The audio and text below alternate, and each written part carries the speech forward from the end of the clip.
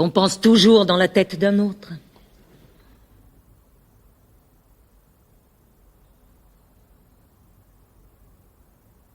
Mesdames, messieurs, Madame Bibibi, Monsieur Jacob, bonsoir. Hutu, qu'est-ce que cela signifie? Et Tutsi, qu'est-ce que cela signifie?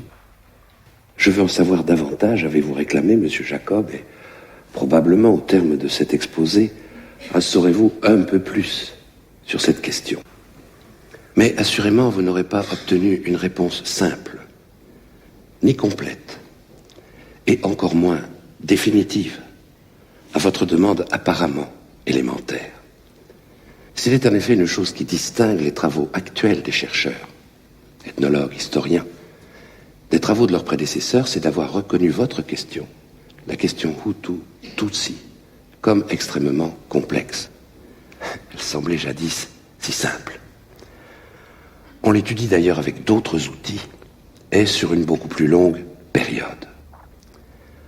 On remontait jadis uniquement par la tradition orale, au mieux et difficilement jusqu'au XVe siècle, au-delà tout semblait légendaire. La dernière synthèse sur le sujet, l'ouvrage de Jean-Pierre Chrétien, directeur de recherche au CNRS en France, Histoire des peuples des Grands Lacs, porte sur 2000 ans d'histoire. Et c'est dire que ce n'est pas dans le cadre d'un spectacle dont vous êtes les aimables protagonistes, que nous ferons davantage que quelques pas, quelques petits pas seulement, sur le chemin de cette grande notion, dont vous faites d'ailleurs un usage peut-être un peu excessif, Madame Bibibi. La vérité, la vérité. Quelques pas seulement. Mais nous les ferons de manière plus assurée, en empruntant les pistes ouvertes pour vous tout à l'heure par nos amis du Cœur des Morts dans leur litanie des questions. Vous allez les retrouver au travail, ici. Parler des Hutus, des Tutsis, c'est donc évoquer ce qu'il est convenu d'appeler au Rwanda les ethnies. On en distingue 3, les Tutsis, 13, 15%, 18% de la population. C'est difficile à dire, cette incertitude tient au fait que les recensements effectués jadis ont été faits dans des conditions politiques suspectes, intéressées. Et depuis 1994, on n'en fait plus. Il y a eu beaucoup de morts pendant le génocide, mais aussi un grand retour de centaines de milliers de Tutsis de la diaspora. Disons qu'autour de 15%, on est proche de la vérité, et c'est donc une importante minorité. Les Hutus, 80 à 85% de la population, la très grande majorité de la nation. Et puis un petit groupe, les Twa, qu'on assimile souvent à des pygmées. Une infime minorité, moins d'1%, mais ils ont joué, dans le Rwanda ancien, un rôle symbolique, culturel, social, très important. Au pluriel, ça vous a peut-être titillé tout à l'heure, Batutsi, Bahutu, Batwa, au singulier, un individu, Mututsi, Muhutu, Mutwa. Voilà, j'emploie pour parler d'eux, vous seriez contraints à employer pour parler d'eux, nous tous, un mot, prélevé du vocabulaire des sciences, appartenant maintenant au quotidien des médias, un mot occidental, ethnie. Commençons par nous demander si dans leur langue, le Kinyarwanda, il y avait un mot correspondant à cette notion. Le Kinyarwanda est une langue très riche, je dirais même pour un entendement européen presque sophistiqué, abondamment pourvu de concepts abstraits, et il n'y avait aucun mot qui corresponde à ethnie. Tout simplement parce que ce n'est pas du tout de cette manière que les Rwandais percevaient la différence entre les catégories identitaires. Et quand donc en 1931, l'administration belge a décidé de pourvoir chaque individu au Rwanda d'un livret d'identité portant en 3 langues, français, néerlandais, kinyarwanda, la mention ethnie, dans cette dernière langue, la langue indigène, on n'a pas trouvé de mot. On a donc pris un autre mot qui signifiait autre chose et on lui a fait dire jusqu'à présent ethnie. Ce mot, c'est le mot clé de cette partie du spectacle que vous faites avancer, Ubwoko. Et Ubwoko a plusieurs sens, mais le plus courant, celui qui vient immédiatement à l'esprit pour un Rwandais à l'époque, c'est clan. Et le clan, on ne peut pas du tout dire, oui, on a pris clan parce que ça se recouvrait plus ou moins avec ethnie, en aucune manière. Il y a au Rwanda un peu moins d'une vingtaine de clans, 17, 18, ça dépend comment on compte les lignages particuliers. Cette petite vingtaine de clans, ils sont tous pluriethniques. Il n'y a pas de clan monoethnique. Le clan royal, les Banigenya, comprend des Hutus, des Tutsis, des Twa. Si donc jadis on avait demandé à un Rwandais quel est ton Ubwoko, eh bien il aurait répondu je suis un Musinga ou un Umuniginya du clan des Singa, du clan des Nigenya, et pas je suis Hutu ou Tutsi. Ça n'avait rien à voir. Peut-être dans cette distorsion, dans ce détournement sémantique, y a-t-il le premier indice, mais très parlant, de la différence entre la réalité telle qu'elle pouvait être vécue entre Rwandais et le regard que nous avons porté sur elle.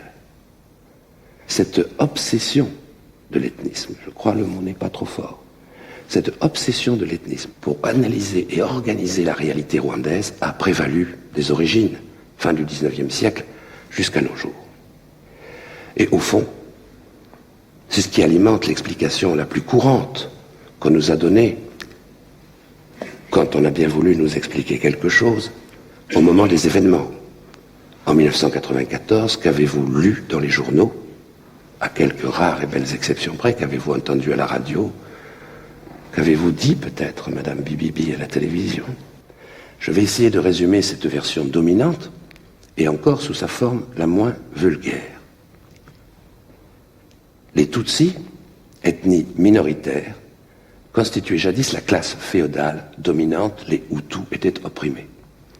Avec l'indépendance, les Hutus ont pris le pouvoir, les Tutsis ont été persécutés, il y a eu des exils, des conflits, le plus grave étant bien sûr celui de 1990, l'invasion conduite par le FPR, qu'on nous disait composé d'exilés Tutsis rentrant de force dans leur pays, dans ces circonstances extrêmement tendues. L'attentat, le 6 avril, contre l'avion du président, Juvenal Habyarimana, a déclenché la haine séculaire des Hutus contre les Tutsis, entraînant le génocide. Cette version des faits, qui a, peut-être l'aurez-vous remarqué, le mérite commode, si j'ose dire, de nous exempter, nous, de toute responsabilité, les Occidentaux. C'est une affaire purement rwandaise, intra-rwandaise. Cette version des faits est sinon absolument fausse, je dirais profondément vicieuse, point par point, tous les points. N'en retenons, si vous voulez bien, pour commencer, que deux, parce qu'ils sont directement articulés à votre question, les Hutus et les Tutsis en tant qu'ethnie, et la haine séculaire entre eux. Peut-être surprendra-t-il quelques personnes ici, ce soir, d'apprendre qu'il n'y a aujourd'hui aucun ethnologue vivant qui accepte de distinguer entre les Hutus et les Tutsis des ethnies différentes. Ils ne rassemblent aucun des grands critères qui sont généralement convoqués pour distinguer ainsi des groupes de population dans le monde. Rappelons-nous quelques-uns de ces grands critères. Il y a d'abord le territoire. Généralement, à une ethnie déterminée correspond une appropriation géographique. Il en va ainsi si on dit que ce sont des ethnies. En Europe, des Bretons, des Siciliens, des Sardes, des Écossais, et au-delà dans le monde, des Kurdes, des Tchétchènes, des Tamouls, etc. Au Rwanda, on trouve des Hutus, des Tutsis, des Twa, sur toute l'étendue du territoire national, je dirais, sur chaque colline. Si par une aberration politique, semblable à celle qui a ravagé l'ex-Yougoslavie, on voulait à tout prix, au prix des plus grandes souffrances, créer des zones ethniquement pures, il serait impossible de tracer un Hutuland et un Tutsiland, qui ait le moindre sens en termes de géographie humaine. Serait-il alors divisé par ce que les ethnologues appellent un puissant marqueur d'identité, parce qu'il conditionne toute la culture, comme par exemple ici en Belgique, entre les Wallons et les Flamands, serait-il divisé par la langue? Au Rwanda, et c'est un cas très rare en Afrique, tout le monde, absolument tout le monde, sans exception, parle la même langue, le même Kinyarwanda, et sans différence. S'il y a de très légères différences, elles sont d'accent, de tournure, et régionales, elles affectent également tous les Hutus, Tutsis et Twa de ces régions. Il n'y a pas de clivage linguistique entre eux, et c'est dans une mesure très minime. C'est-à-dire, ce n'est pas beaucoup plus que la manière un peu différente dont peuvent parler le français des Marseillais et des Lillois, par exemple. Non seulement tout le monde parle la même langue, mais l'exploration linguistique, désormais remontant à travers les siècles, établit qu'ils l'ont toujours parlé. Alors bien sûr, ce n'est pas exactement le même Kinyarwanda, comme toutes les langues.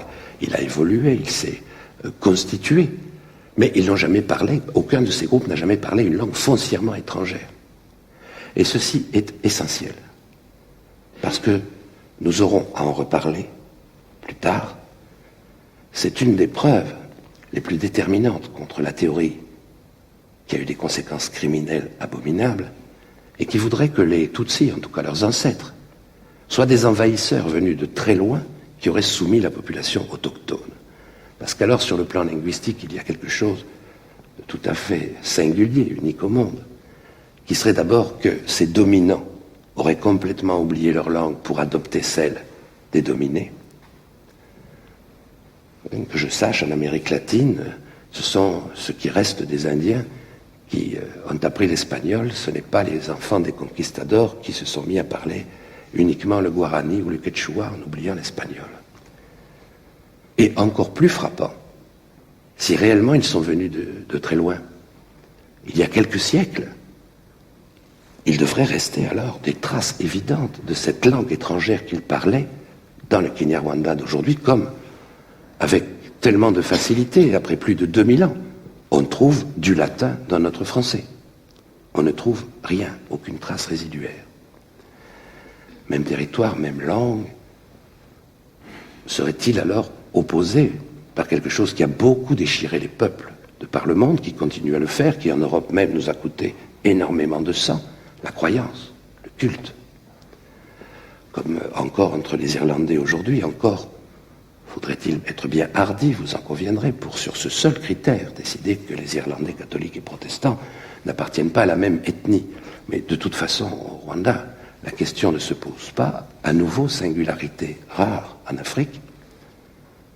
Avant l'arrivée des Blancs, tout le monde, sans exception à nouveau, adorait le même Dieu, un Dieu unique, Imana. Ce qui a bien sûr fait la joie des missionnaires qui ont immédiatement rebaptisé Jésus Jéhovah Imana. Cet Imana est un Dieu un peu lointain. On n'a pas de dialogue interpersonnel avec lui. On ne le prie pas, par exemple. Il y avait donc un culte beaucoup plus populaire, non pas opposé à cette espèce de monothéisme, mais articulé à lui, je dirais, pas plus opposé que, par exemple, le culte des saints dans la religion catholique, qui, en principe, n'empêche pas d'adorer Jésus, et en principe ne s'y oppose pas. Dans le culte en question, le culte dit du Kubandwa, ou culte aussi de Lyangombe parfois, on rencontre donc des grandes figures, des grands esprits. Dans ce culte, toute la nation se retrouvait. Hommes, femmes, Hutu, Tutsi, Twa. Une seule personne ne pouvait y être initiée, le roi. C'est une pratique d'initiation progressive dans laquelle on doit être parrainé. Les parrains pouvaient se choisir indépendamment de cette distinction Hutu, Tutsi. Ce culte-là, les missionnaires l'ont éradiqué à peu près totalement, vigoureusement. Ils y ont réussi. Et ce n'est peut-être pas sans conséquence sur la vie future des Rwandais à ce moment-là, parce que le Rwanda ancien était une société assez rigide, très codifiée. Et dans le culte du Kubandwa, on transgressait les tabous, on inversait les valeurs. Un peu comme dans nos périodes carnavalesques. Il y avait donc là une soupape de sécurité qui a complètement disparu. Je pourrais continuer. Même territoire, même langue, même culture, même religion, même culte populaire, partie indissociable de la même formation sociale ayant constitué des siècles avant notre arrivée. Un royaume, un État très conscient de son identité. Il est impossible de reconnaître dans les Hutus et les Tutsis des ethnies distinctes. Faudrait-il alors employer à leur sujet un terme beaucoup plus lourd encore? S'agirait-il de races différentes? Il faut examiner cette question parce que, d'abord, pendant des décennies, c'est le terme employé. On ne parle pas d'ethnie, les savants, les missionnaires, l'administration parlent de 3 races au Rwanda. Ensuite, bien sûr, parce que c'est l'idée qui est à la base de l'idéologie génocidaire, qui est une idéologie raciale, raciste, l'idéologie Pawa, pour Hutu Power, et qui considère les Hutus et les Tutsis presque comme de 2 espèces. On parle de 100 Tutsis et de 100 Hutus. Et puis, quoi que nous en pensions, on voit bien ce qu'on veut dire par race, c'est-à-dire des différences physiques immédiatement perceptibles. C'est donc bien dans ces termes que pendant très longtemps, pour certains jusqu'à aujourd'hui, dans des milliers d'articles de revues, de journaux, dans des centaines de livres, dans des thèses de doctorat, on parle de la population du Rwanda. Et celui qui s'immerge dans cette énorme documentation est assez vite frappé par 2 choses. La première, c'est le côté systématique et répétitif de ces descriptions. Toujours sur le même modèle, il y a 3 photos, le Tutsi exemplaire, le Twa caractéristique, le Hutu typique, et un descriptif où on dirait presque que les auteurs se sont recopiés les uns les autres, car tous les adjectifs, les épithètes sont identiques. L'autre chose qui frappe et qui heurte une sensibilité moderne, c'est qu'à ce descriptif physique se mêle toujours une description morale et intellectuelle. Et c'est d'un niveau un peu comme si on disait les Allemands sont grands, blonds, aux yeux clairs, travailleurs et disciplinés. Ce que peut-être certains pensent. De là en faire une conclusion scientifique sur les Allemands, eh bien, à l'époque, oui. Et je crois que nous avons la mémoire courte à ce sujet, les Occidentaux. Il faut nous rappeler que fin 19e, début 20e, cette croyance est la mieux partagée. De l'homme de la rue, du paysan, de l'ouvrier à l'homme d'État, en passant par les poètes, les romanciers, les savants qui essayent de le prouver, tout le monde pense que l'humanité est divisée en races, sous-groupes raciaux, et qu'à chacun de ces groupes sont attachées des qualités morales et intellectuelles intrinsèques, par nature. Alors pour le Rwanda, ça donne donc que le Tutsi eh bien, est un individu immense, un géant. Le front très haut, dégagé, le nez long et mince, les lèvres fines, la peau n'est pas vraiment noire, beaucoup plus pâle, un peu cuivrée, les manières sont élégantes, la silhouette noble, et avec cela, il est très intelligent, mais aussi, hélas, hypocrite, menteur, cruel, paresseux, naturellement fait pour le commandement. Le Hutu, alors là, c'est une expression qui revient de manière absolument systématique. Le Hutu, c'est le nègre commun. Et on voit bien ce qu'on veut dire par là. Donc un individu à la peau très noire, la face plutôt ronde, le nez épaté, les lèvres énormes, et avec cela, il est doté, ou affligé, comme on voudra, d'un caractère assez puéril, c'est-à-dire joyeux si on est bon avec lui, travailleur si on est un peu sévère, etc. Un bon nombre d'ouvrages ajoutent facilement chrétien. Et le Mutwa, le pygmée, alors cette dénomination de pygmée est étrange parce que, franchement, au Rwanda, la taille des Batois peut changer vraiment très très très fort, mais enfin, c'est un demi-singe, une créature semi-simiesque, laid, sale, féroce, brutale, fait pour les basses œuvres. Je n'exagère rien.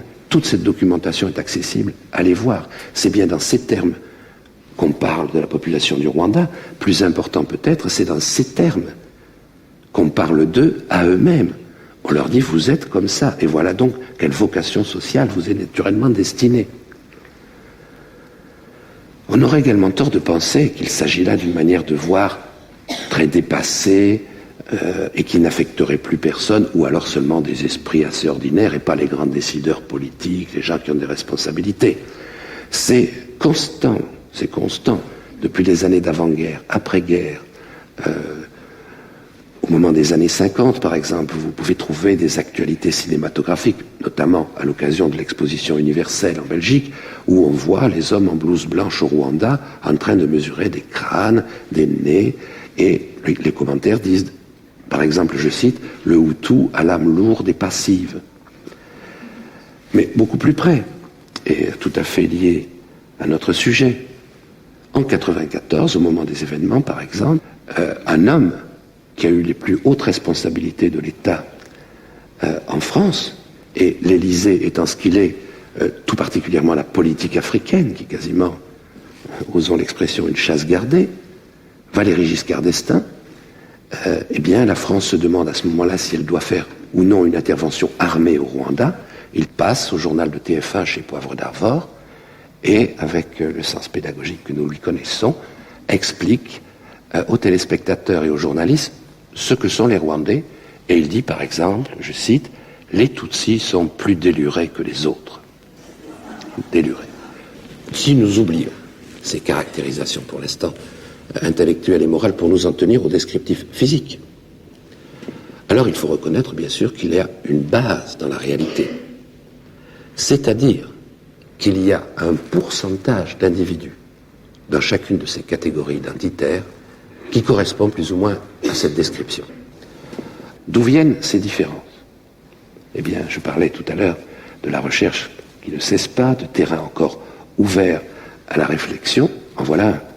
Il y a là différentes hypothèses qui présentent toutes des côtés insatisfaisants, des contradictions. Il y a bien sûr la théorie la plus ancienne, qui est qu'il s'agit de 3 groupes de population qui ont occupé successivement ce territoire. Les premiers habitants étant les Touaregs, les Hutus venant ensuite, ou leurs ancêtres, plus exactement, défrichant la forêt, et puis les ancêtres des Tutsis avec leurs troupeaux. Mais nous avons vu que, notamment avec la linguistique et bien d'autres éléments, on doit beaucoup reculer la date de cette rencontre, et désormais, les historiens font remonter les ancêtres des Hutus, des Tutsis et des Touaregs sur ce territoire, à cet endroit-là, dans la fin du premier millénaire avant Jésus-Christ. C'est donc une très longue période pour expliquer que des gens qui ont formé une même société aient maintenu à ce point des différences physiques dans une société qui n'était pas strictement de caste. Qu'en est-il de la réalité de cette hypothèse? Peut-être faut-il la confronter à d'autres. Par exemple, la dimension sociale de cette distinction. Comme vous le savez peut-être, au moment où les Européens ont été saisis par la rage de mesurer tout le monde, ils se sont aussi parfois mesurés eux-mêmes. Et on dispose ainsi pour la fin du XIXe siècle d'études en France, où on a mesuré la population. Et, comme on pouvait s'y attendre, les grands notables, les descendants de la noblesse, la grande bourgeoisie parisienne, tous ces gens faisaient en moyenne un bon nombre de centimètres de plus que le pauvre petit paysan bas-breton ou auvergnat. Est-ce qu'en croyant mesurer des différences raciales au Rwanda, on ne mesurait pas aussi des différences sociales? Ceci est peut-être d'autant plus crédible que pendant très longtemps, le colonisateur n'a voulu considérer comme véritablement Tutsis que les très grands propriétaires de troupeaux, les nobles, au point, à un moment donné, dans les statistiques, de retenir des chiffres aberrants, comme considérant qu'il n'y avait au Rwanda que 20 000 Tutsis, ce qui est totalement fou, parce qu'on ne comptait que cela. Or, on sait aussi que dans une société, ce sont les groupes dirigeants qui fixent généralement les normes esthétiques, et on sait maintenant qu'on cherchait effectivement à produire ce type de beauté, par l'alimentation, par des techniques physiques, parfois dangereuses, employées dès le plus jeune âge, les nourrissons, afin de produire des individus grands, au front haut, etc. Bon, quelle que soit la réalité de toutes ces hypothèses, ce qui importe par rapport au concept de race, c'est de voir que si ces différences physiques existent, elles sont aussi extrêmement relatives. Et que si vous allez au Rwanda et que vous vous postez au coin d'une rue n'importe où dans le pays, à Gikongoro, Butare, Kigali, Kibuye, et que vous regardez passer la foule, vous allez voir, bien sûr, des individus que vous croirez pouvoir classer. Il faut vérifier, on se trompe. Mais vous allez surtout en voir une quantité qui vont vous plonger dans des abîmes de perplexité. Et en voilà un, très grand, très maigre, c'est un Tutsi, oui, mais il a la figure toute ronde, il est très, très, très, très noir, il a un gros nez. Et en voilà un, la peau très claire, presque jaune, le nez fin, oui, mais il est très petit et très gras. Alors on se dit, c'est moi. Je suis européen, je ne vois pas clair. Les Rwandais entre eux se repèrent. Il est évident qu'après les dernières décennies de discrimination, de honte, de violence, avec une société focalisée sur la distinction raciale, les Rwandais ont peut-être développé une sursensibilité qui leur fait relever des indices qui nous échappent. On y était d'ailleurs entraînés. Vous vous souvenez qu'ils vous ont dit que dès l'école primaire, premier jour, les Tutsis devaient en quelque sorte se dénoncer, les enfants devaient dire se dénoncer comme Tutsis. Et ils servaient de cobayes, si j'ose dire, ces malheureux enfants, pour permettre aux autres d'identifier ce qu'est un Tutsi, en distinguant les traits, en faisant toucher les cheveux, tu vois, ils n'ont pas la même texture que les tiens, etc. Malgré tout cela, la meilleure preuve que pour les Rwandais également la tâche n'est pas facile, c'est le génocide. Ce sont tous ces Tutsis qui ont échappé aux barrières des milicias Interahamwe parce qu'ils n'avaient pas le type caractéristique et qu'ils avaient une carte d'identité achetée, fausse, avec la mention Hutu. Au demeurant, si réellement, comme pour les races, on pouvait repérer qui est qui, pourquoi fallait-il à tous ces barrages absolument contrôler la carte d'identité et la mention ethnique, si ça se voit? Tout ça n'étant d'ailleurs bien sûr pas fiable, puisqu'il y avait ce marché noir de cartes d'identité. Si j'ajoute aussi, par exemple, que pour les plus extrémistes des extrémistes Hutus du nord du pays, tout ce qui est au sud, les Hutus du sud aussi, sont considérés quand même plus ou moins comme Tutsis, on se dit que la question devient très compliquée. Si maintenant on confronte cette notion à d'autres critères que le physique, elle vole en éclats. Qu'est-ce en effet que cette race dont on pouvait changer de son vivant? En effet, dans le Rwanda ancien, si on dit que les Tutsis, en général, occupaient une position sociale supérieure aux Hutus en général, il arrivait bien sûr qu'un Tutsi qui se soit mal comporté, qui faisait des mauvaises affaires, que son protecteur, c'était très grave, rejeté, que sa famille reniait, enfin, etc., qui s'appauvrissait donc, entre dans une sorte de processus de déchéance sociale et soit considéré finalement, lui et ses descendants, comme Hutus. Et inversement, et l'histoire du Rwanda en connaît des exemples, un Hutu qui pouvait avoir rendu un très grand service au roi était récompensé par des troupeaux, faisait des mariages intéressants et finissait par être considéré comme Tutsi, lui et les siens. Il y a même un exemple dans l'histoire du Rwanda, je vais le dire parce que c'est très frappant, avec un Moutois, avec un demi-singe, un pygmée. Dans l'histoire du Rwanda, cet homme a quasiment sauvé la couronne.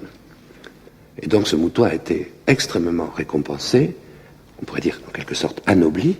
Il est devenu le fondateur d'un lignage particulier, les Abaskiétés, et il a été considéré comme Tutsi, lui et ses descendants. L'intéressant étant donc que le fait soit tout à fait historique ou non, que dans la culture rwandaise, on pouvait considérer qu'un Moutois était devenu Tutsi. Alors ça, c'est une étrange race quand même. Je veux dire, changeons de continent, Amérique du Nord, USA, tous les Noirs ne sont pas en prison ou drogués dans la rue, il y en a quelques-uns qui réussissent. Eh bien, imaginons quelqu'un qui devienne milliardaire, qui par extraordinaire, par exemple, pourrait devenir chef du Pentagone, voire peut-être plus tard secrétaire d'État aux affaires extérieures. Cet homme appartient bien au cercle très restreint du pouvoir aux États-Unis. Tous les Américains, il faut continuer à le considérer comme un homme de couleur, un black. Ça ne change pas. Étrange race également à laquelle on n'appartient que par son père et qui ne connaît pas de métissage. Oui, donc pour un Rwandais, si moi, blanc, j'ai la chance d'épouser une Rwandaise, que nous faisons des enfants, là il va considérer bien sûr qu'il y a un mélange génétique nouveau qui a produit quelque chose de différent, un métis. Mais pas entre Hutu et Tutsi. S'il s'agit de race, c'est tout à fait étrange. Entre Hutu et Tutsi, c'est la patrilinéarité traditionnelle, implacable. Donc, je suis Tutsi, j'ai épousé une femme Hutu, mes enfants sont Tutsi comme moi, et intégralement et seulement Tutsi. Je suis Hutu, j'ai épousé une femme Tutsi, mes enfants sont Hutu comme moi, et intégralement Hutu. Ce qui montre bien que donc dans la tradition, on ne pensait pas en termes de race. Et ça a d'ailleurs fait un problème pour les génocidaires, car cette patrilinéarité s'est très profondément ancrée dans la culture rwandaise. Alors comment faire avec l'idéologie raciale? Comment faire avec ces Hutus ayant épousé des femmes Tutsis et ayant fait des enfants qu'on détestait, mais qui étaient considérés comme Hutus? Alors la propagande a fait des acrobaties pour concilier les deux.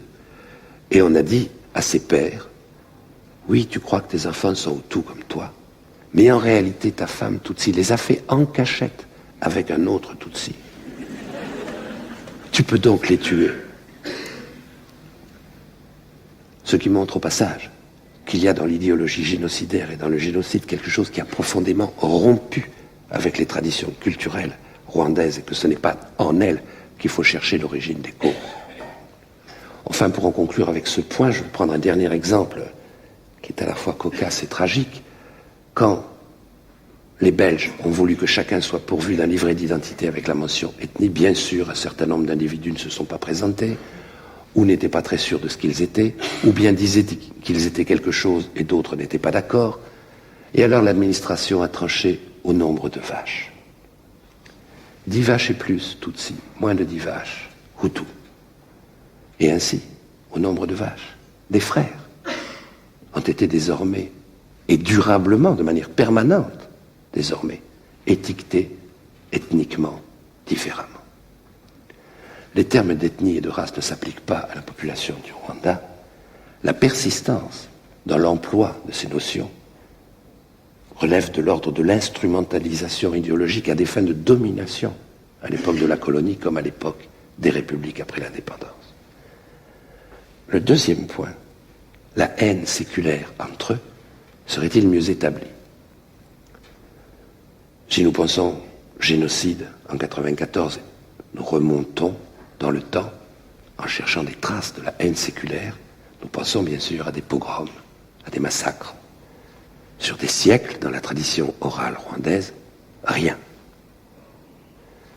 Rien, parce que contrairement à un préjugé répandu en Europe, pour cette zone en tout cas de l'Afrique, la pratique du pogrom, le massacre de populations civiles, était inconnue avant les années 50-60. Oui, le Rwanda était un État, comme nos États européens, un État belliqueux, guerrier. Qu'est-ce que c'était que ces guerres? Eh bien, elles avaient pour but d'agrandir le territoire, de razzier des vaches, si possible de tuer le roi ennemi et de s'emparer du tambour emblème de sa petite nation voisine. Et puis après, souvent, d'ailleurs, avec cette famille, on concluait des alliances. Jamais, aucune de ces guerres ne s'est accompagnée, même comme on dirait aujourd'hui, comme dommage collatéral du massacre de populations civiles. Jamais non plus, elles n'ont été motivées par des motifs de haine raciale ou ethnique. Et la meilleure preuve en est que l'ennemi traditionnel, séculaire du Rwanda, c'est le voisin Burundi, une société également composée de Hutus, de Tutsis et de Twa. Cette haine séculaire, accompagnée de violences dont on ne trouve pas trace, est en fait l'extrapolation commode, à nouveau par les Européens, d'une de leurs théories essentielles et dont il nous faut parler, parce qu'elle a joué un rôle. Elle continue au moment où je parle, à jouer un rôle considérable, non seulement au Rwanda et dans toute cette région, mais dans toute cette région avec des conséquences criminelles. C'est la théorie dite de l'invasion hamitique. La théorie de l'invasion hamitique a été déduite par les Européens de 2 considérations. La première, nous l'avons vu, c'est d'avoir cru découvrir une société composée de 2 races, dont l'une dominait manifestement sur l'autre. À cette époque, en histoire, on a un seul modèle théorique d'explication pour une pareille situation. Donc ça a beaucoup changé depuis. Ce modèle, c'est celui de l'invasion, suivi de l'asservissement de la race autochtone. Donc sur le modèle des Romains envahissant nos ancêtres les Gaulois, ou bien sûr, comme depuis des siècles, les Européens pouvaient le vérifier, leur propre envahissement de la planète et l'asservissement des Amérindiens, des Asiatiques et des Africains. Donc les Tutsis, leurs ancêtres, avaient dû venir d'ailleurs et asservir les autochtones. La deuxième considération, très exemplaire des préjugés de l'époque, c'est que la race qui dominait devait, par nature, nécessairement, être supérieure à l'autre. Supérieure jusqu'à quel point? Il y a là, à nouveau, une singularité rwandaise. Les Européens ont tout de suite classé très très haut dans leur échelle de l'humanité, très près des Blancs, les Tutsis. Pourquoi? Je crois qu'il est bon de se rappeler le choc qu'a été la découverte du Rwanda par les Européens. C'est donc très tardivement, c'est la dernière région explorée d'Afrique. On tourne autour, et puis première pénétration 1894, véritable entrée 1896, ce qui n'empêche pas bien sûr que longtemps auparavant, à la conférence de Berlin, on s'était déjà partagé ces territoires et que sans jamais avoir vu un homme blanc, les Rwandais étaient sans le savoir devenus allemands. Quand donc effectivement les Allemands arrivent, une dizaine d'années plus tard, ils pénètrent dans un pays qui est déjà quelque part légendaire. Parce que non seulement l'homme blanc n'y a pas pénétré, mais personne.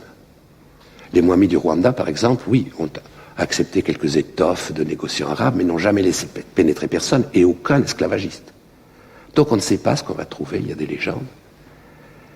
Et dans ce continent que les Européens, à l'époque, perçoivent, comme dit le célèbre titre de Joseph Conrad, comme le cœur des ténèbres, le continent de tous les dangers, des marées pestilentielles, des déserts impitoyables, des jungles impénétrables, avec des animaux féroces, des peuplades encore plus barbares, des anthropophages. Et voilà qu'au cœur de ce continent, ils entrent dans un pays que spontanément, plusieurs, dans leur correspondance, décrivent comme étant la Suisse. C'est la Suisse, le Rwanda. Il y a des montagnes enneigées, il y a partout de verts pâturages sur des collines, il y a des centaines de milliers de vaches extrêmement bien élevées, le pays est administré, il y a une cour royale extrêmement raffinée, cultivée. Ça ne pouvait pas être des nègres. Ça, c'était contraire à toutes les idées. Les Tutsis sont donc devenus quelque chose de mieux. Ils sont devenus des Hamites, ayant asservi des Bantous. Hamite signifie, étymologiquement, qu'on peut les faire remonter directement à Noé, le patriarche de la Bible, Noé, l'arche de Noé, le déluge, tout ça, oui. Qui me fait dire parfois, mesdames, messieurs, que ce n'est pas d'hier que les Rwandais ont affaire au génocide, puisqu'aussi bien, si on réfléchit, le déluge est probablement le plus radical jamais entrepris. Dieu a tout exterminé, absolument tout, toute créature vivante, à part les poissons. Pourquoi? Bon. Et à ce compte, si on croit vraiment au déluge, et au XIXe siècle, tout ça se discute très sérieusement, nous sommes tous des descendants de Noé, puisqu'il ne restait qu'une famille. Ça pose évidemment des problèmes pour savoir qui est l'ancêtre des Chinois, par exemple, mais bon. Mais pour les Rwandais, on sait.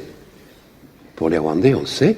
Donc, Noé avait un mauvais fils, Cham, qui a regardé, un jour où Noé était ivre-mort, il a surpris la nudité de son père, ce qui était un tabou, et donc Dieu l'a maudit en disant « Tu seras le serviteur, toi et tes descendants, de tes frères ». Versets bibliques qui ont servi pendant des siècles chez nous à justifier l'esclavage. Donc ça, c'est le mauvais, c'est celui qui a fait les nègres. Mais il doit y en avoir d'autres qui sont mieux. Et le Hamite, c'est pas tout à fait aussi bien que le blanc, mais c'est pas aussi moche que le nègre. Et donc, les savants de l'époque ont traduit ça comme ceci: le Hamite est un sémito-caucasien. Ces sémito-caucasiens seraient originaires d'Asie. Où? Personne ne le sait. Il y a des ouvrages pour les avoir situés au Tibet. Hein.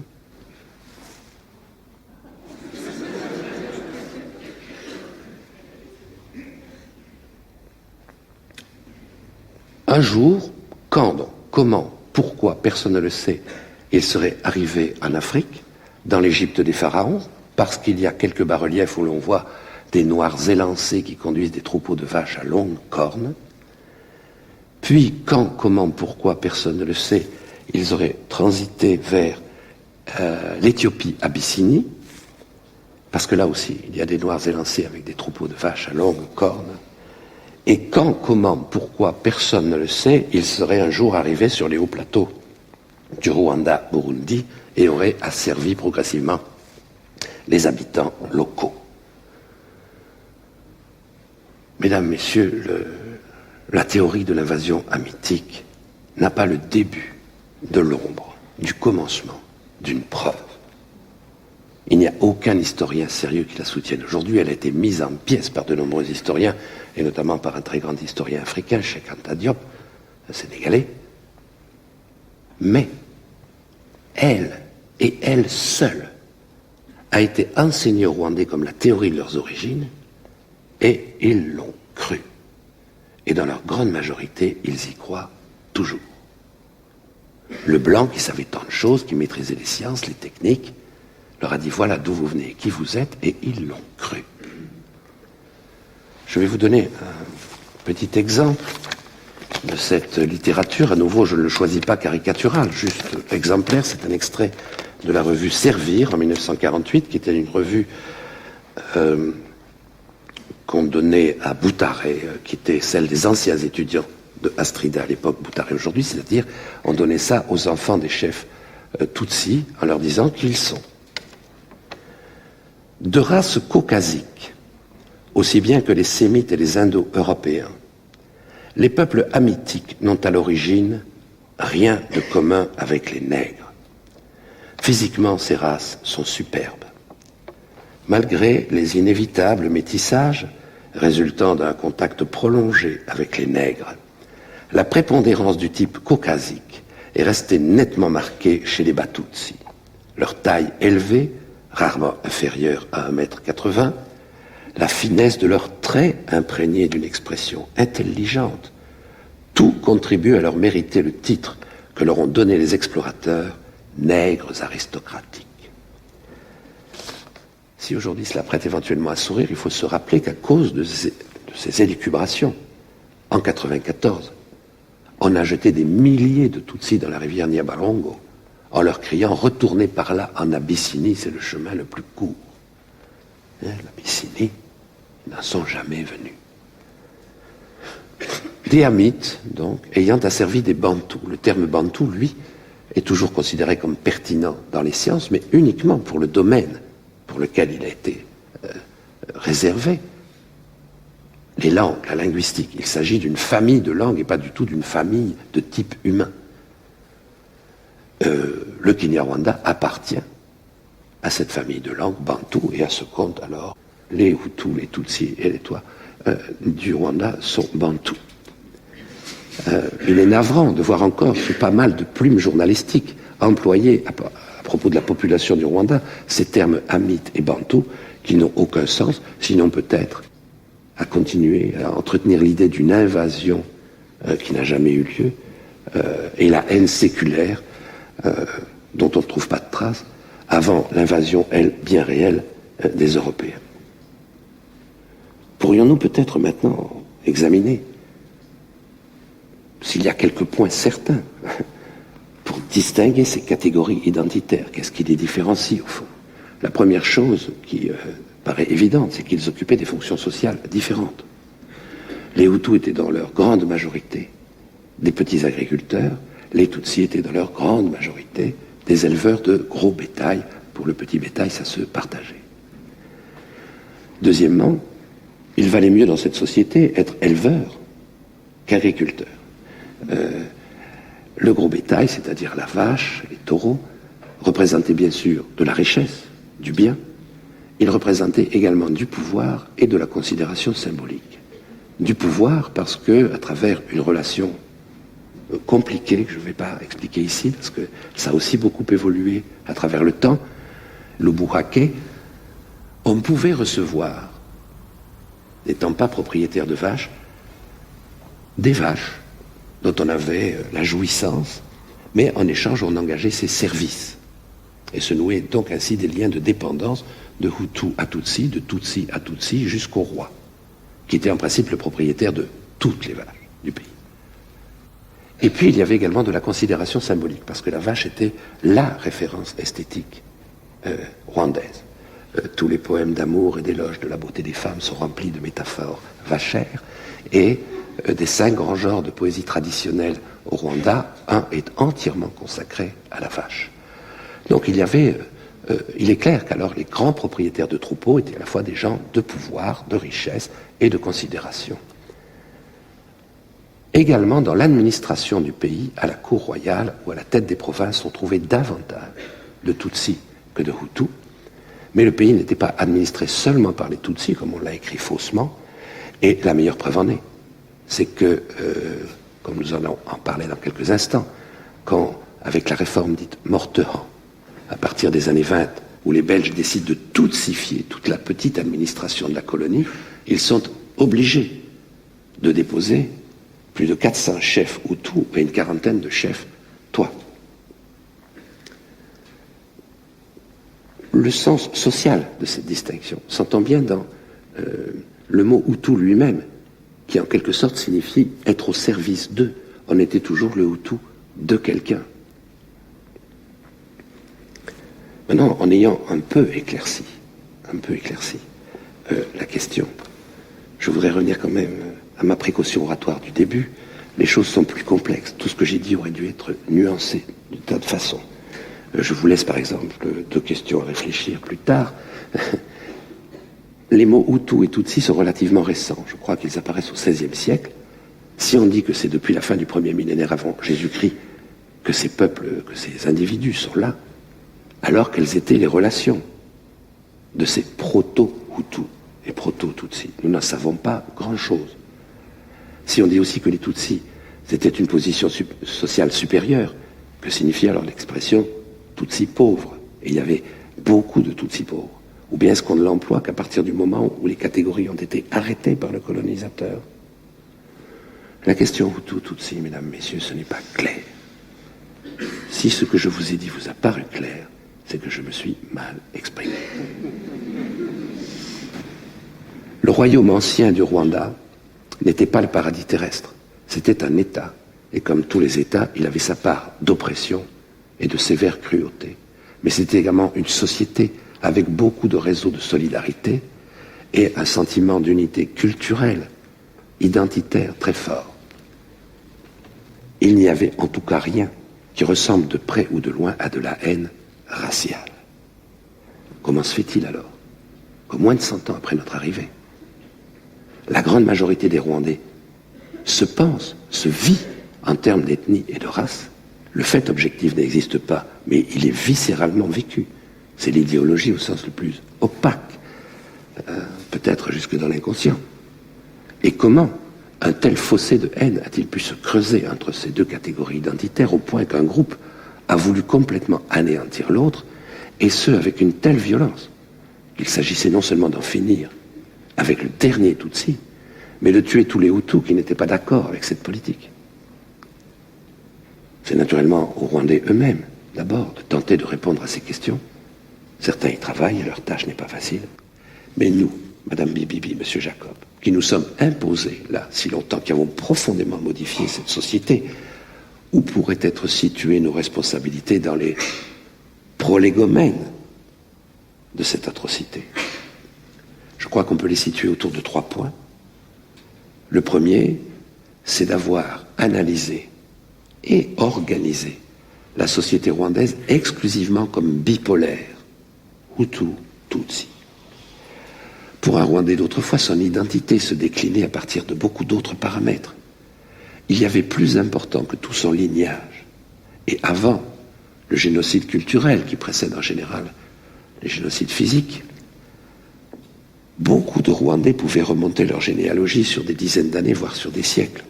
Il était essentiel de savoir de qui on descendait pour savoir quel ancêtre était éventuellement fâché et vous entraîner dans le malheur pour le présent. Il importait de savoir de qui la famille avait été alliée, ennemie. Ça dictait aussi son comportement, ça constituait une part fondamentale de l'identité. Également important pour l'identité, le clan. Ça ne nous a pas intéressé du tout pour les centaines d'ouvrages que vous avez avec race et ethnie. Vous avez une poignée d'études, je dirais moins d'une dizaine, sur les clans. Il y avait la région, ça continue à être de nos jours toujours très important pour l'identité, et à l'intérieur de cette région, sa colline, qui est presque une deuxième mère patrie. Il y avait son corps d'armée, puisque toute la nation était organisée en corps d'armée, y compris les vaches. Il y avait tout cela, et il y avait bien sûr l'importante distinction Hutu-Tutsi. Nous n'avons prêté d'attention qu'à celle-là. Deuxièmement, nous avons défini cette bipolarité comme raciale et de nature, avec des vocations sociales et des qualités intrinsèques afférentes à chacune. Pendant des générations, les Hutus ont appris que par nature, ils étaient faits pour obéir, les Tutsis pour commander, le blanc pour dominer tout le monde.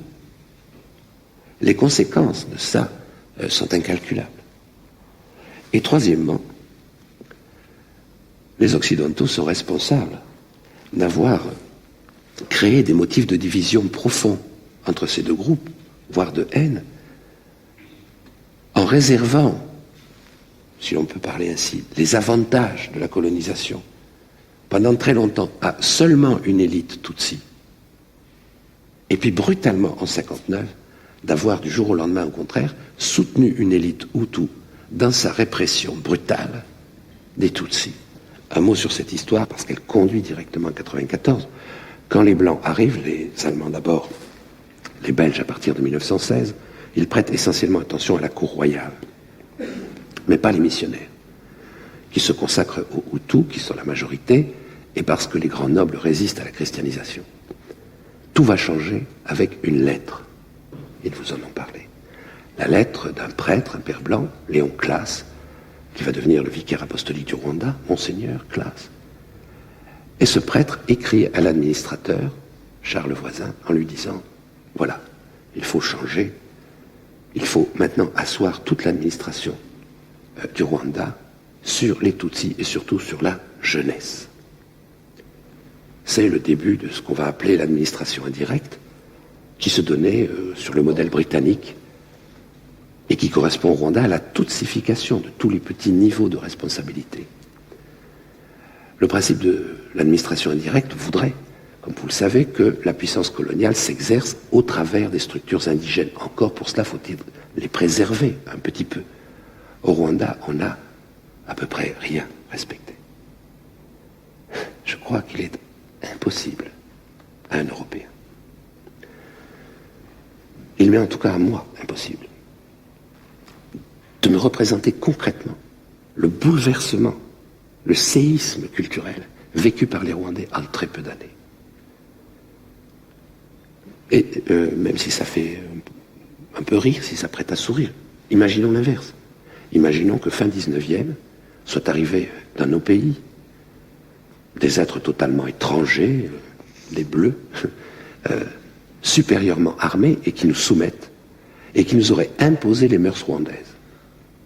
Donc nous sommes à cette époque-là, malgré l'industrialisation, avec encore 90% de paysans, une foi chrétienne puissante, une paroisse pour 15 000 habitants, la période la plus puritaine de l'histoire de l'Occident, et on nous aurait obligés donc à entrer dans des cultes de possession, à fermer complètement nos églises, sous peine des plus graves conséquences, sous prétexte de pudeur.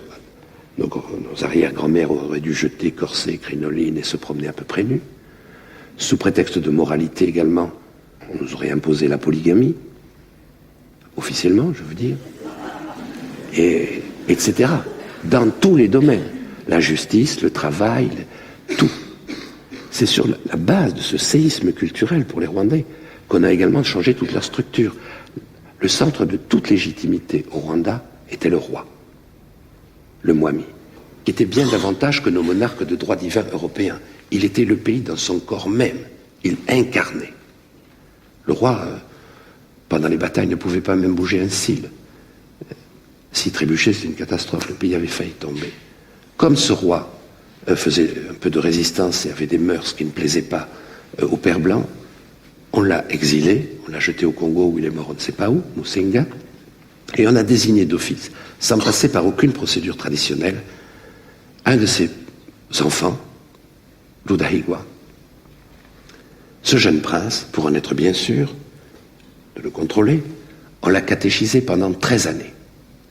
Au bout de 13 ans, on l'a baptisé, et je le raconte, ce n'est pas une anecdote, vous allez voir pourquoi, on l'a baptisé de 3 prénoms. Charles Léon Pierre. Charles, parce que c'était le prénom du cardinal Lavigerie, fondateur de la congrégation des Pères Blancs. C'était le prénom d'un prince de la cour royale de Belgique. C'était le prénom de Charles Voisin, vice-gouverneur du territoire. Léon, parce que c'était le prénom de Monseigneur Léon Classe. Pierre, parce que c'était le prénom de Pierre Reikmans, gouverneur général de ce qu'on appelait à l'époque le Rwanda, Urundi. Mutara Rudahigwa était donc Charles Léon Pierre. 3 ans plus tard, dans une cérémonie monstre, il va solennellement donner son pays au Christ roi et abandonner en quelque sorte son dernier pouvoir, le pouvoir symbolique. Le roi étant donc devenu une sorte d'ectoplasme, on va aussi bouleverser toutes les structures administratives. Comme toute société, je dirais, ancienne, le Rwanda était très complexe. Il y avait des chefs de l'armée, des chefs de terre, des chefs de pâturage, des chefs de collines. Il n'y avait pas la même structure administrative aux frontières et dans le centre du royaume. Les Belges ont évidemment à l'occidental éradiqué tout cela et on a mis partout un chef, un sous-chef, un chef, un sous-chef, un chef, un sous-chef. Tous ces chefs et sous-chefs ont été exclusivement Tutsis. Là où on n'avait jamais vu de chef Tutsi, on en a importé. Seuls les enfants de ces chefs ont pu recevoir un minimum d'instruction à Astrida, aujourd'hui Boutaré. Les autres pas, ou très difficilement. Ce sont ces chefs qui, en sus des privilèges traditionnels dont certains se sont durcis, avaient la charge de l'administration au fond quotidienne. Le Hutu sur sa colline ne voyait pas souvent l'administrateur belge. C'était le chef qui était chargé de percevoir les taxes, les impôts, donc, organiser les corvées, les travaux dits d'intérêt général, parfois très lourds. Il y a des années où pour les paysans c'était plus de 2 jours sur 3. C'est également lui qui était responsable des châtiments. Et là nous ne parlons pas d'un cliché quand on parle de la chicotte, le fouet en cuir d'hippopotame. En 1948, une enquête de l'ONU établit que sur 250 paysans interrogés, 247 avaient été battus, et souvent à plusieurs reprises. Le chef était responsable de tout cela, et tous les responsables, tous les rapports de l'administration coloniale sont parfaitement clairs. Le bon chef est celui qui n'hésite pas à employer la manière forte avec ses congénères. Pour un chef respectueux, précautionneux, combien pouvait abuser de cette situation? Il y a là les motifs d'un ressentiment puissant, bien sûr. Et puis, arrivent les années 50, tout change. Un vent d'indépendance souffle sur l'Afrique. Au Rwanda, qui veut l'indépendance, qui ne la veut pas. Veulent l'indépendance le roi, qui se rebiffe, et une dizaine de milliers, disons, de petits privilégiés issus des Tutsis, qui veulent aussi l'indépendance immédiatement. Mais ils veulent une chose très grave. Ils veulent aussi la séparation qui n'existait en aucune manière au Rwanda de l'Église et de l'État. On trouve donc contre l'indépendance, bien sûr l'administration coloniale, l'Église, qui vont requérir une troisième force, les forces armées, un colonel, le colonel Guy Logiste arrive du Congo avec des troupes. Ce colonel, dont ils vous ont parlé, qui était un pur raciste, qui avait épousé une Sud-Africaine, voulait passer sa pension en Afrique du Sud et fait l'éloge de l'apartheid dans ses mémoires, prend également parti avec l'Église et l'administration contre l'indépendance et soutiennent, parce qu'il y a une petite force sociale rwandaise derrière, ce qu'on ose à peine appeler une petite bourgeoisie Hutu. Ces Hutus qui ont réussi, malgré toute la tutsification, à obtenir quelques postes, comme le futur président de la République, Grégoire Kayibanda, qui était secrétaire de Monseigneur Pérodin, et toutes ces forces décrètent qu'il n'est pas du tout question d'obtenir l'indépendance avant d'avoir fait quelque chose d'extraordinaire, la révolution. L'Église, l'administration coloniale, oui, sont pour la révolution. Il faut faire la révolution. Brusquement, tout le monde est très conscient de la misère des Hutus, dénonce les privilèges d'une race, et on organise, et principalement le vice-gouverneur Arwa avec les petits partis Hutus, ce que, d'une manière, je trouve, parfaite, dans ses mémoires, le gouverneur Arroy appellera lui-même une révolution sous tutelle. Cette révolution, qu'est-ce que c'est? Ce sont les premiers pogroms, massacres, incendies, pillages, grandes vagues d'exil. En Europe, et ici en particulier, tout le monde applaudit. La droite parce que les intérêts de la colonie sont préservés, la gauche, socialiste, communiste, extrême gauche, les différentes mouvances syndicales, parce que c'est présenté, vu de loin, comme une insurrection paysanne.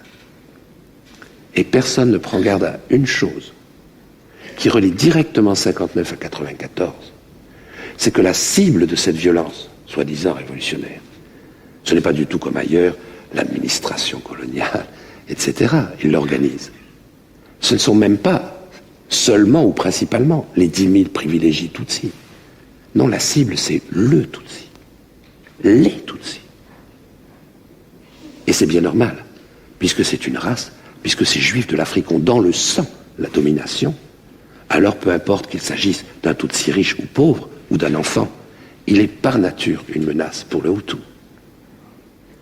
Suite à cette révolution, il y aura l'indépendance, deux républiques, basées sur un concept, peuple majoritaire, c'est-à-dire démocratie ethnique, cette étrange équation qui veut que, puisque les Hutus sont la majorité, tout ce qu'ils font est par nature démocratique. Sous ces deux régimes, les Hutus sont généralement restés misérables, les Tutsis persécutés, et il y a eu de nombreux massacres, toujours sur le même système. L'oppression provoque des exils. Les exilés veulent rentrer chez eux, on le leur interdit, ils le tentent par la force.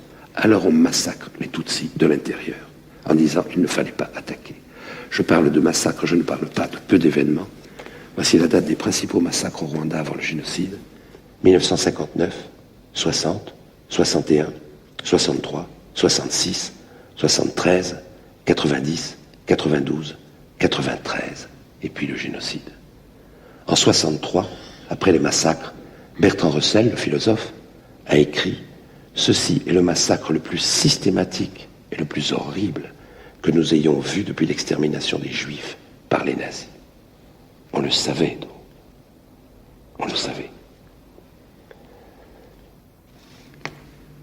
Et suite à ce massacre de 63, je vous laisse méditer cela. Début 64, le président Grégoire Kayibanda fait une déclaration dans un article qui est la prophétie du génocide 30 ans avant. À supposer par impossible, leur dit-il, que vous veniez à prendre Kigali d'assaut. Comment mesurez-vous le chaos dont vous seriez les premières victimes? Je n'insiste pas, vous le devinez, vous vous le dites entre vous. Ce serait la fin totale et précipitée de la race Tutsi. Qui est génocidaire? Qui est génocidaire fait partie de la citation. C'est-à-dire ce raisonnement qui est aussi étrangement suivi dans certaines chancelleries européennes, qui veut que les responsables du génocide, ce ne sont pas ceux qui ont coupé les gens en morceaux ou qui en ont donné l'ordre, mais les exilés parce qu'ils ont rentré de force dans leur pays. Je vous laisse avec une dernière question, Madame Bibi, Monsieur Jacob. Comment se fait-il que, sachant tout cela, les régimes occidentaux, les gouvernements, les États-Unis, les Belges bien sûr, et dans les dernières années particulièrement les Français, aient rivalisé dans les offres de services sur le plan technique, financier, militaire, à un régime non seulement dictatorial et corrompu, mais coupable de crimes contre l'humanité répétés et d'envergure. Et peut-être y a-t-il un indice de réponse dans l'histoire, si l'on se souvient de l'acharnement diplomatique des Belges dans les années 20 contre les Britanniques, pour conserver à tout prix un mandat sur ces territoires minuscules, peu peuplés, à peu près totalement dépourvus de richesses naturelles, parce qu'ils considéraient que c'était une zone clé par rapport à un pays immense, extrêmement peuplé et extraordinairement riche, le Congo. Les événements d'après 94 devaient montrer que pour le meilleur et pour le pire, Rwanda et Congo allaient avoir un destin lié. Est-ce dans cette crainte de perdre leur influence dans cette région que certains ont accepté plus ou moins consciemment le massacre d'1 million d'êtres humains? Je vous remercie.